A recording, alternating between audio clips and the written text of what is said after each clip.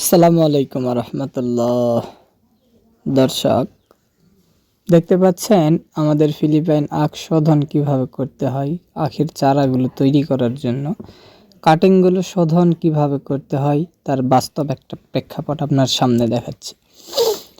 আসলে আপনি লক্ষ্য করে দেখবেন, যারা ফিলিপাইন আখের কাটিং বিক্রয় করে, কাটিং বাংলাদেশের বিভিন্ন জেলাতে পৌঁছায়, আমাদের মতো পৌঁছায় কিনা আমরা বলতে পারবো না, কিন্তু আমরা যতটুকু দেখছি আমাদের মতো সুন্দরভাবে তারা পৌঁছায় না।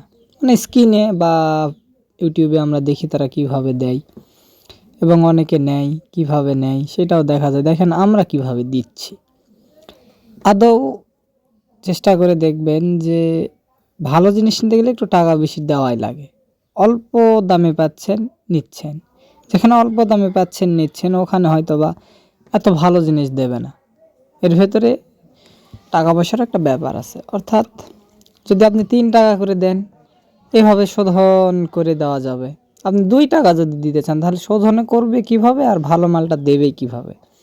ঠিক আছে, এই জন্য আপনারা 2-1 টাকা বেশি লাগতে পারে, কিন্তু বীজ নেওয়ার সময় ভালো জিনিসটা নেবেন। কারণ আপনার ফসল যত সুন্দর হবে আপনি তত লাভবান হতে পারবেন। আর ফসলটারে সুন্দর করতে গেলে বীজটা কিন্তু প্রয়োজন।